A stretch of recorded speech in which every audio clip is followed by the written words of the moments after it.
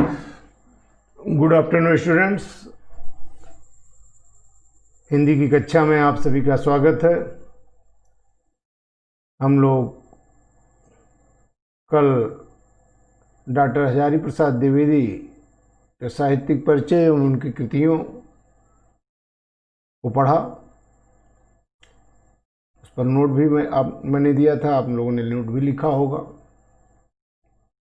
अब सीधे हम पाठ पर आते हैं। अशोक के फूल जो निबंध है, परीक्षा में अब जो है प्रश्न जो आता है वह गद्यांश पर आधारित प्रश्न पूछे जाते हैं। गद्यांश दिया जाता है और गद्यांश पर आधारित प्रश्न पूछे जाते हैं।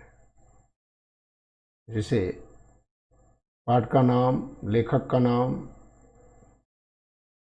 उसे या कभी दूसरे तरीके से संदर्भ पूछ लेता है, और कंप्रिहेंशन क्वेश्चन से अर्थात उस गद्यांश से संबंधित प्रश्न पूछे जाते हैं। तो चलिए हम लोग सीधा पाठ पर आते हैं। अशोक के फूल। अशोक में फिर फूल आ गए हैं। इन छोटे छोटे लाल लाल पुष्पों के मनोहर स्तवकों में कैसा मोहक भाव है। बहुत सोच समझकर कंदर्प देवता ने लाखों मनोहर पुष्पों को छोड़कर सिर्फ 5 को ही अपने तुड़ीर में स्थान देने योग्य समझा था। एक या अशोक ही है, लेकिन पुष्पित अशोक को देखकर मेरा मन उदास हो जाता है। इसलिए नहीं कि सुंदर वस्तुओं को हतभाग समझने में मुझे कोई विशेष रस मिलता है। कुछ लोगों को मिलता है, वे बहुत दूरदर्शी होते हैं। जो भी सामने पड़ गया उसके जीवन के अंतिम मुहूर्त तक का हिसाब वे लगा लेते हैं। मेरी दृष्टि इतनी दूर तक नहीं जाती, फिर भी मेरा मन इस फूल को देखकर उदास हो जाता है। असली कारण तो मेरे अंतर्यामी ही जानते होंगे। कुछ थोड़ा सा मैं भी अनुमान कर सकता हूं, बताता हूं।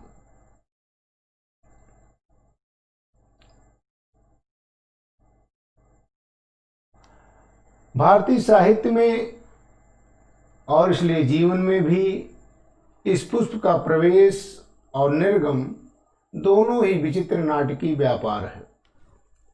ऐसे तो कोई नहीं कह सकता कि कालिदास के पूर्व भारतवर्ष में इस पुष्प का कोई नाम ही नहीं जानता था, परंतु कालिदास के काव्यों में यह जिस शोभा और सौकुमारी का भार लेकर प्रवेश करता है वह पहले कहाँ था।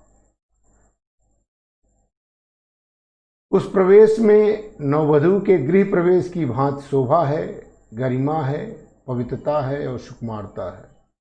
फिर एकाएक मुसलमानी सल्तनत की प्रतिष्ठा के साथ ही साथ यह मनोहर पुष्प साहित्य के सिंहासन से चुपचाप उतार दिया गया।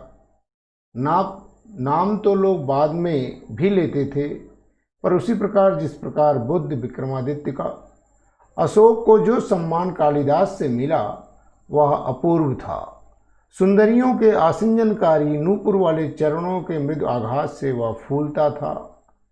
कोमल कपोलों पर कर्णावतंस के रूप में झूलता था और चंचल नील अलकों की अचंचल शोभा को 100 गुना बढ़ा देता था। वह महादेव के मन में क्षोभ पैदा करता था, मर्यादा पुरुषोत्तम के चित्त में सीता का भ्रम पैदा करता था और मनोजन्मा देवता के एक इशारे पर कंधों पर से ही फूट उठता था।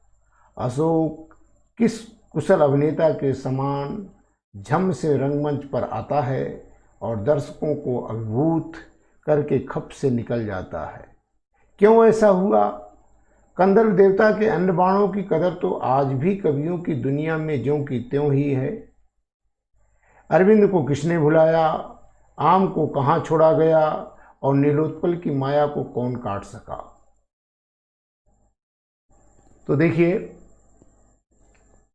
अशोक में फिर फूल आ गए हैं, अर्थात लेखक यहाँ हम जो है थोड़ी सी व्याख्या करते चले। प्रश्न और उत्तर तो बाद में हम इस पर जो प्रश्न बनेगा, प्रश्न और उत्तर बाद में हम लोग करेंगे। पहले इसके भाव को समझ लें।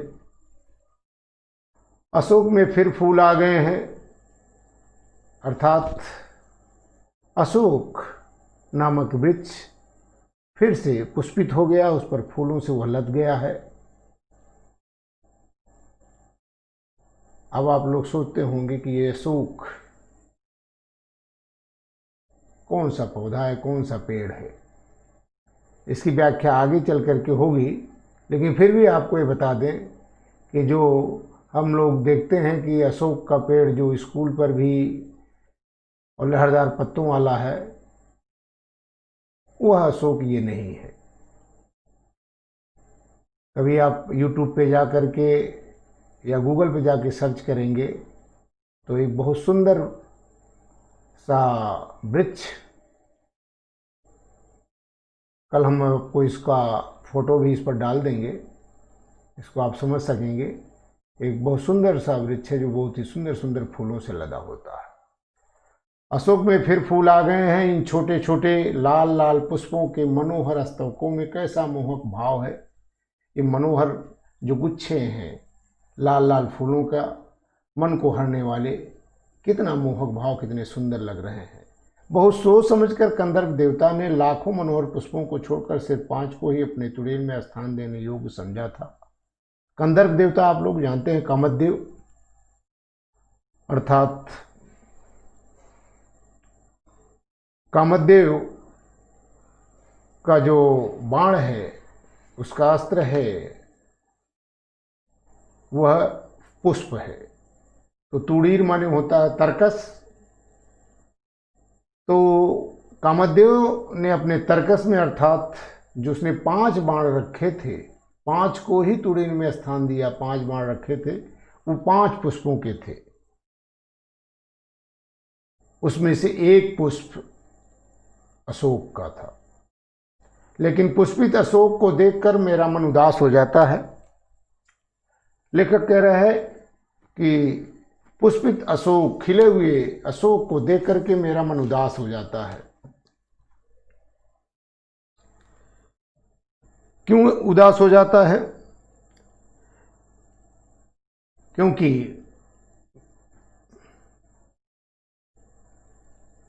कभी भारतीय संस्कृति में अत्यधिक आदरित माने अत्यधिक सम्मान के साथ अशोक के वृक्ष को आज जब मैं पुष्पित माने खिला हुआ देखता हूं तो मेरे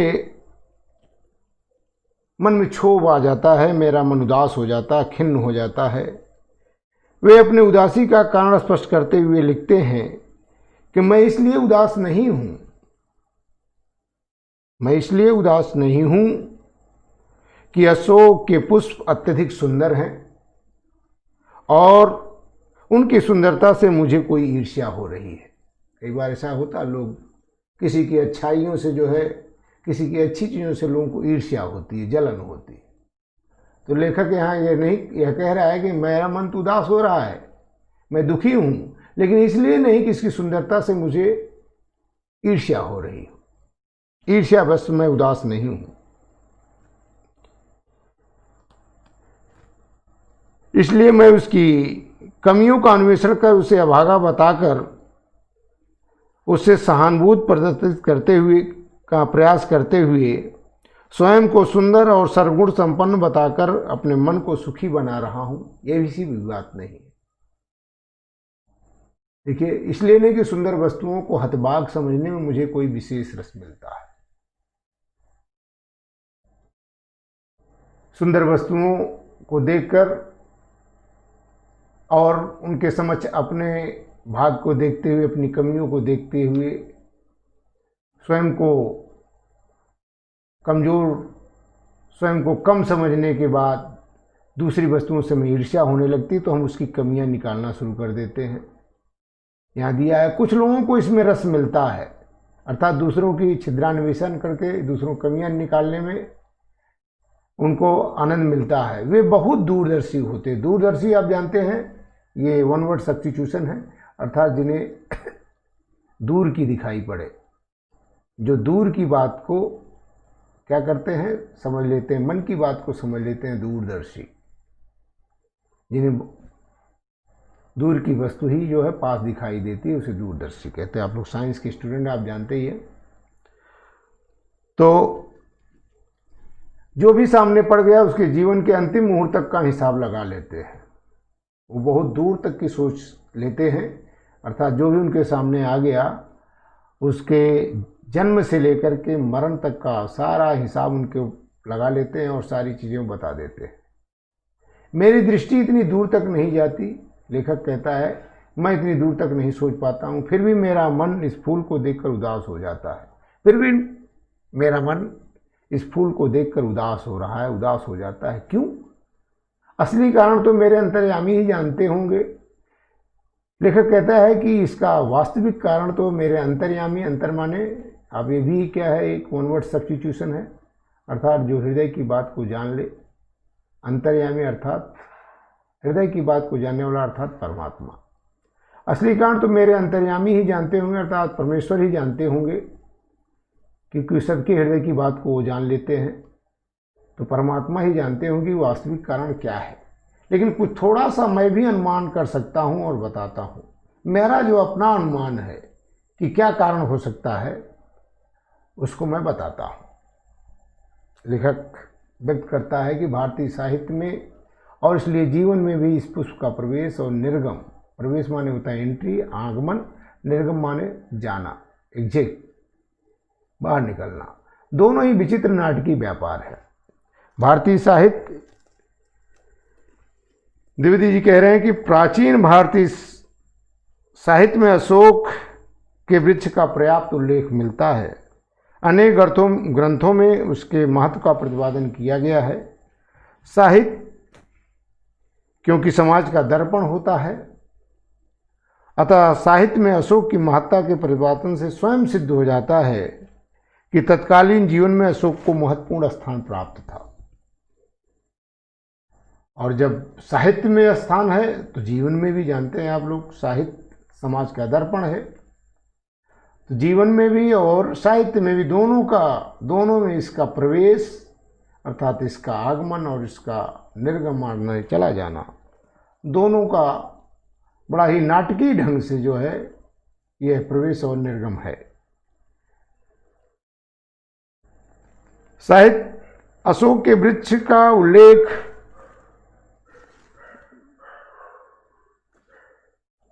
कालिदास के पूर्व नहीं था, ऐसा नहीं है। ऐसा तो कोई नहीं कह सकता कि कालिदास के पूर्व भारतवर्ष में इसका कोई नाम नहीं जानता था, परंतु कालिदास के काव्यों में जिस शोभा और सुकुमार का भाव लेकर प्रवेश करता है, इससे पहले कहाँ था। लेखक स्पष्ट करना चाहता है कि साहित्य और समाज, जनजीवन में दोनों में इस प्रकार का अशोक का प्रवेश करना और फिर अचानक उससे बाहर हो जाना लेखक को ठीक वैसे ही प्रतीत होता है जैसे किसी नाटक का पात्र अचानक मंच पर आता है और फिर अपना रोल प्ले करके क्या हो जाता है, गायब हो जाता है।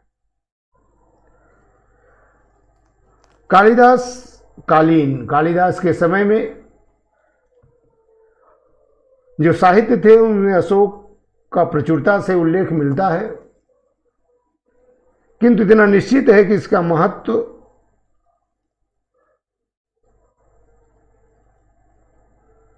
जनजीवन में नगण्य ही था, ऐसा नहीं।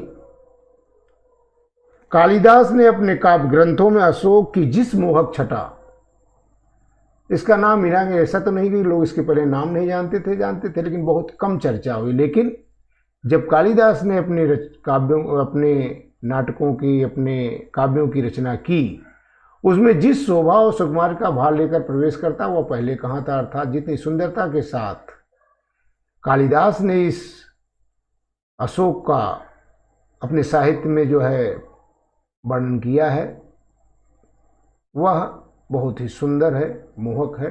इससे पहले ऐसा कभी नहीं था। कालिदास ने अपने ग्रंथों में अशोक की जिस मोहक छटा और कोमलता और सुकुमारता का वर्णन किया है, वैसा वर्णन इससे पहले साहित्य में कहीं नहीं मिलता। इससे पहले यदि कहीं उल्लेख मिलता भी तो केवल नाम मात्र के लिए। भारतीय साहित्य में अशोक का यह प्रवेश बड़ा मोहक और आकर्षक है। जितना मोहक और आकर्षक दृश्य किसी नई नवेली दुल्हन का प्रथम गृह प्रवेश का होता है। देखिए, उस प्रवेश में नववधू के गृह प्रवेश की भांति शोभा है, गरिमा है, पवित्रता है, सुकुमारता है। जिस प्रकार से नई नवेली दुल्हन घर में प्रवेश करती है, वैसे ही भारतीय साहित्य में कालिदास के काव्यों में अशोक का प्रवेश वैसा ही मोहक और सुकुमारता के साथ है। जिस प्रकार से नई नवेली दुल्हन का घर में प्रथम आगमन अत्यंत गरिमापूर्ण और पवित्र, निश्चल और नवयौवन की कोमलता माने सुकुमारता माने नवयौवन की कोमलता के साथ है, वैसे ही गरिमापूर्ण, पवित्र और सुकोमल वर्णन करके कालिदास ने अशोक को भारतीय साहित्य में प्रवेश कराया है। फिर एकाएक मुसलमानी सल्तनत की प्रतिष्ठा के साथ ही साथ यह मनोहर पुष्प साहित्य के सिंहासन से चुपचाप उतार दिया गया। अचानक देश पर मुगलों का आक्रमण होता है और मुगलों की सत्ता स्थापित हो जाने के बाद इस अशोक के पुष्प को साहित्य के सिंहासन से उतार दिया जाता है, चुपचाप ये गायब हो जाता है और इसका कहीं वर्णन नहीं मिलता। नाम तो लोग बाद में भी लेते थे, कहीं कहीं बार नाम आ जाता था, पर उसी प्रकार जिस प्रकार बुद्ध विक्रमादित्य का, जिस प्रकार से गौतम बुद्ध का लोग कभी कभी नाम ले लेते थे, राजा विक्रमादित्य का कहानी के रूप में किसी और रूप में जो है लोग नाम लेते हैं, वैसे ही इसका अशोक का भी नाम कभी कभी लोग ले लेते हैं। बाकी यह साहित्य अर्थात कवियों ने, कालिदास के बाद कवियों ने इस पुष्प का जो है अपने साहित्य में कहीं वर्णन किया ही नहीं, भूल गए एकदम। अशोक को जो सम्मान कालिदास से मिला वह अपूर्व था। अपूर्व माने जो पहले कभी, जैसा पहले कभी ना हुआ हो। जो सम्मान इससे मिला कालिदास से, कालिदास के काव्य में, वो इससे पहले उसको कहीं पे भी नहीं मिला। सुंदरियों के आसिंजनकारी नूपुर वाले चरणों के मृदु आघात से वह फूलता था। यह पुष्प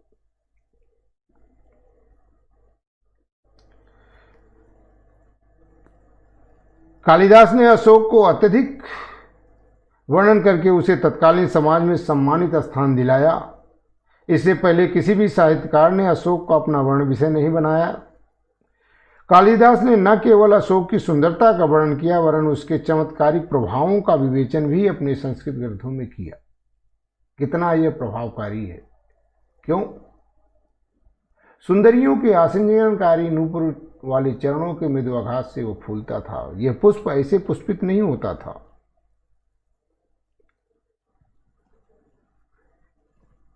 कह रहे हैं कि उसकी मान्यता के अनुसार अशोक पर तभी पुष्प आते थे। कालिदास की मान्यता के अनुसार अशोक पर तभी पुष्प आते थे जब कोई अत्यंत सुंदर और कोमलांगी युवती, माने कोई सुंदरी स्त्री, अपने मृदु एवं संगीतमय नूपुर वाले चरणों का प्रहार अर्थात नूपुर, घुंघरुओं वाले पायल और नूपुर को पहने जब कोई स्त्री अपने कदमों से उस वाटिका में विचरण करती थी, तो उसके आघात से, उनके पैरों की चाप के, पैरों के आवाज़ से, उसके चलने से आघात से, जो पृथ्वी पर जो पैर पड़ने से जो आघात होता था, अर्थात जो चोट लगती थी जमीन उस पर, उससे वह फूलता था। अर्थात पैरों के पदचाप से वह फूलता था, पुष्पित होता था। अशोक फूलों का आभूषण जब उसके गालों पर, देखिए कह रहे हैं कि आघात से फूलता था, कोमल कपोलों पर कर्णावतंस के रूप में झूलता था। इतने ही नहीं, अशोक के फूलों की कोमलता, मोहकता, कामोत्तेजक गुणों के कारण सुंदरियां उसे अपने कानों का आभूषण बनाती थी, अपने कानों में धारण करती थी। अशोक के फूलों का आभूषण जब उनके गालों पर झूलता था और उसकी मोहकता में अपरिमित वृद्धि हो जाती थी। जब उनके गालों पर वह अशोक का पुष्प झूमता था तो उनकी सुंदरता में चार चांद लग जाते थे। कर्णावतंस माने कर्णफूल। चंचल नील अलकों की अचंचल शोभा को 100 गुना बढ़ा देता था। अशोक के फूलों का आभूषण जब उनके गालों पर झूलता था उनकी मोहकता में अपरिमित वृद्धि हो जाती थी। वे अपनी काली नीली वेणी माने चोटी में जब अशोक के पुष्पों को गूंथती थी तो उनकी चंचल लताओं की शोभा को ये पुष्प 100 गुना बढ़ाकर उन्हें मनोमुग्धकारी रूप प्रदान करते थे। देखने वाले की दृष्टि उन चंचल लताओं में भी स्थिरता प्राप्त कर लेती थी, अर्थात लोगों की दृष्टि, लोगों की निगाहें उनके बालों में जाकर के उलझ जाती थी। वह महादेव के मन में क्षोभ पैदा करता था। भगवान शिव कह रहे हैं, अशोक के कामोत्तेजक गुणों के कारण, भगवान शिव तपस्या करने वाले, लेकिन कामोत्तेजक गुणों के कारण अशोक भगवान महादेव के हृदय पर उनके प्रति क्षोभ, क्रोध भर देता था। उनको गुस्सा आता था, उनको क्रोध आता था इसको देख करके। इसी कारण मर्यादा पुरुषोत्तम के चित्त में सीता का भ्रम पैदा करता था। और इतने नहीं, वियोगी राम भी उसकी पुष्पित लता को अपनी प्रिया का, देखिए, वियोगी राम भी पुरुषोत्तम के चित्त में सीता का भ्रम पैदा करता था। मर्यादा पुरुषोत्तम श्री राम भी उस पुष्पित लता को देखकर अपनी प्रिया के अर्थात सीता का उन्हें स्मरण करा देता था, अर्थात उनकी याद दिला देता था और आलिंगन करने के लिए उद्यत हो जाते थे। राम के मन में भी भ्रम पैदा करता था और मनोजन्मा देवता के एक इशारे पर कंधों पर से ही फूट उठता था। और कामदेव की, मनोजन्मा माने मन में उत्पन्न होने वाले, अर्थात कामदेवता के मनोज के एक संकेत पर ऊर्ध्व भाग को इतना कामुक बना देता था। अशोक किस कुशल अभिनेता के समान झम से रंगमंच पर आता है और दर्शकों को अभिभूत करके खप से निकल जाता है। जिस प्रकार से नाटक में हीरो अपनी एंट्री करता है और अपना रोल प्ले करके जो है पर्दे से गायब हो जाता है, दर्शकों को अभिभूत करके, दर्शकों को खुश करके, आनंदित करके वह पर्दे से गायब हो जाता है। ऐसा क्यों हुआ? कंदर्प देवता के अन्य बाणों की कदर तो आज भी कवियों की दुनिया में ज्यों की त्यों है। ऐसा क्यों हुआ? लेखक यहां प्रश्न कर रहा है कि केवल अशोक के साथ ऐसा क्यों हुआ और कंदर्प देवता के अन्य बाणों की कदर, जो अन्य पुष्प थे उनकी कदर माने उनका मान, उनका सम्मान तो आज भी कवियों की दुनिया में है। अरविंद को किसने बुलाया? अरविंद माने होता है लाल कमल। तो लाल कमल को किसने बुलाया? अर्थात आज भी जो है साहित्य में खूब कमल के बारे में, कमल के पुष्पों की जो है रचना उनको साहित्य में जो है पूरा स्थान दिया जाता है। आम की मंजरियों को भी कहाँ छोड़ा गया? अर्थात आम की मंजरियाँ, जो आमों में बौर आता है, जो मदमस्त कर देता है वातावरण को, उसका भी कहाँ लोगों ने छोड़ा। नीलोत्पल की माया को कौन काट सका है और नीलकमल को भी भला कौन भुलाया है, अर्थात उसे भी लोग याद रखते हैं। प्यारे बच्चों, हम लोग आज यहीं तक पढ़ेंगे, इसके बाद आगे का पाठ हम लोग कल पढ़ेंगे। Thank you, all the best.